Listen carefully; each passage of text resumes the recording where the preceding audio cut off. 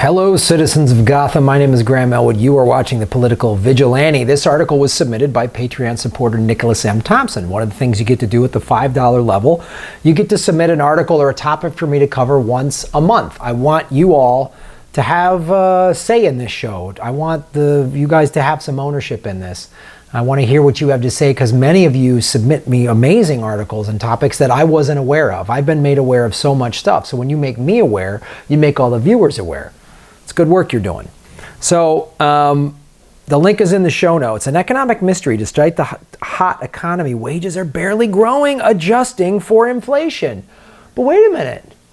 When I was watching the midterm elections, I was watching George Stephanopoulos and that wonderful panel of fine people from the right and left of the kleptocracy were telling me that the economy was great. Stock market's up, everything's right. If that stock market does that number, does that up thing, then it must be good, right? If I see an arrow going up, that must be good for me. Wait a minute, I don't have extra money in my bank account.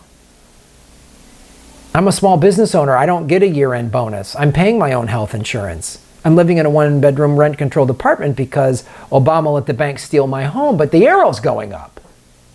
The stock market's doing well. It must mean that, yes, the 1%ers are doing well. 85% of the stock market, 85% of all stocks are owned by 1% of the population. It's going great for them. CEOs just broke another record in salary. They went from like $15.8 million a year to $16.5 or something, like $16.5 million a year. That's the average. That means there's assholes making more. It's the average set. They're doing great. Their wages are going up. What's wrong with everybody else?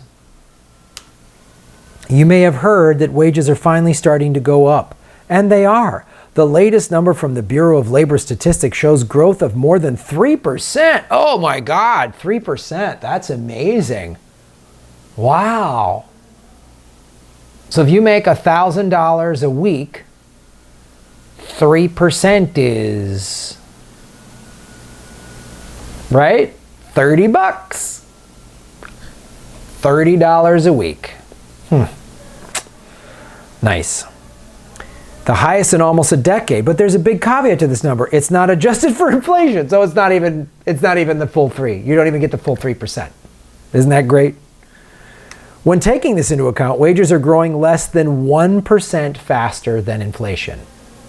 Less than 1%. But the economy's great, guys. CEOs are doing great. Bezos just bought 2 new homes in DC and fused them together. Can't live in one house. You got to have a whole block like a fucking animal.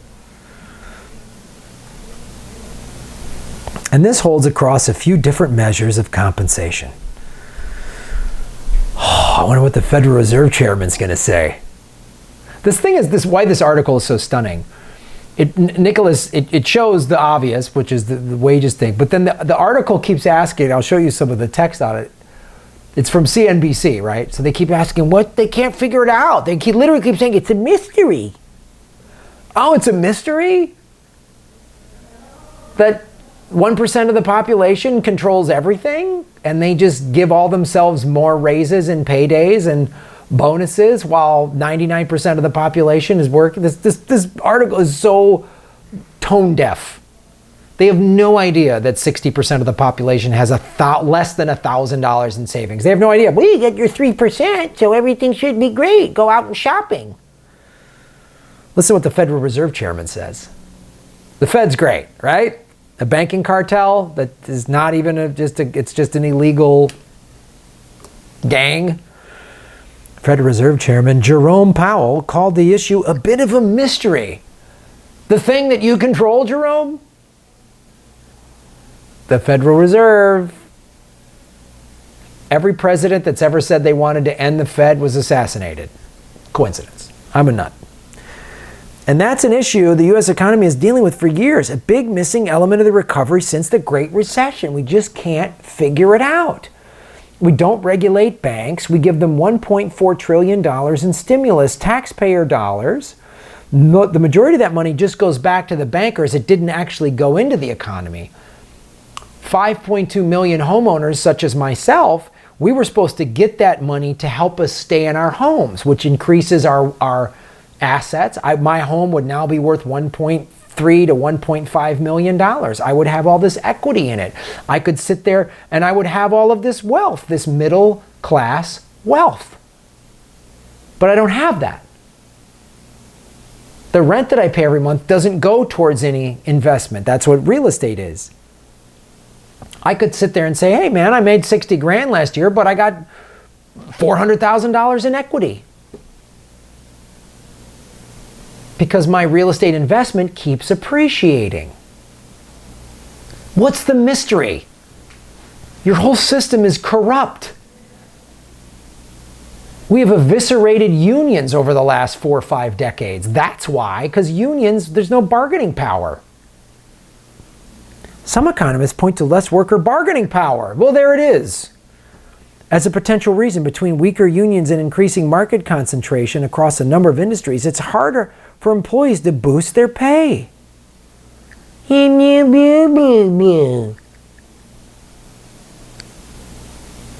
union bust in this.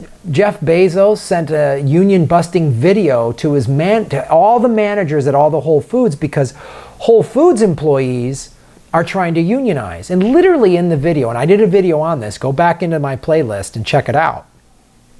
I couldn't get access to the actual video, but excerpts from it were leaked where it's like, do you recognize employees who weren't hanging out together now starting to hang out together?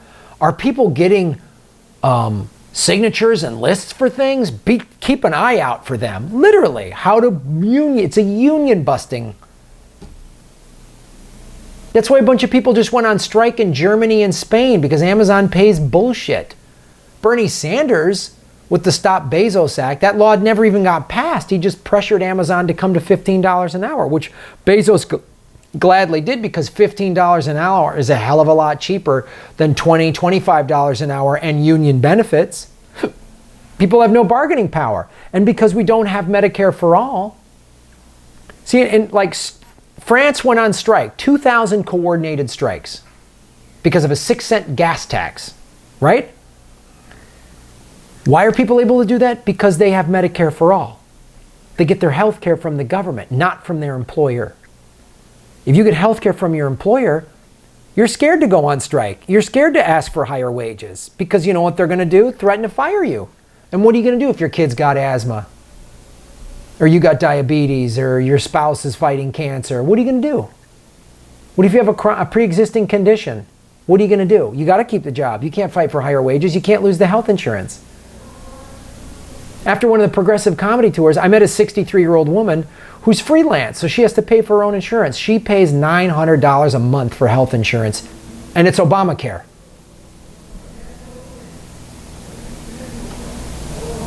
I want to show you this chart. One of the other things, actually, let me say this. Well, let me go here. So this chart is civilian employment to population ratio. What's happening, there's a lot of people since the last recession, which is right here, this is 2008, who are on the sidelines. They're not working. They couldn't get back in, right? This is from the U.S. Bureau of Labor Statistics. Employment population ratio. The percentage of the population that is working. We had 64, almost 65% here in 2000. We're between 60 and 61% now. It hasn't gone up much.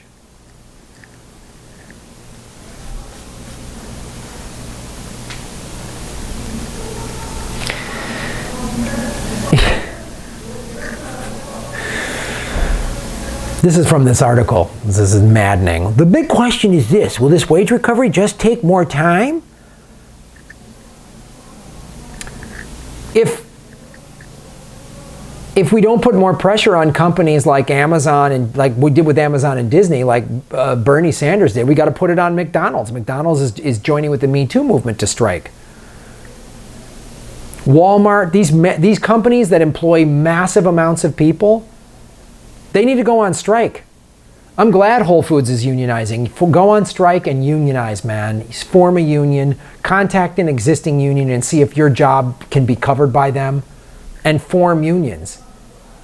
Otherwise, we're back to this nonsense, because this is coming again, guys. Another recession's coming. This is '08. Dink, wow, wow. Will baby boomers retiring for good lead to full employment and more upward pressure on pay? Maybe. Or has something structural changed in the economy that will keep wages depressed for years to come?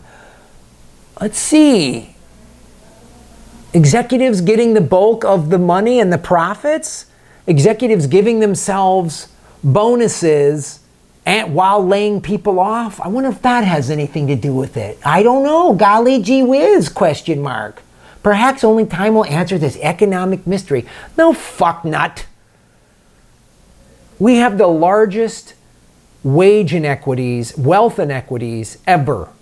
That's what's going on. That's why Nancy Pelosi is against Medicare for all, because the healthcare industry pays her.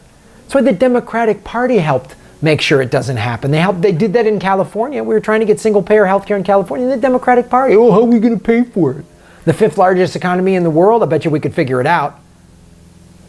We put a couple of smart brains together in a room that weren't sucking corporate dick.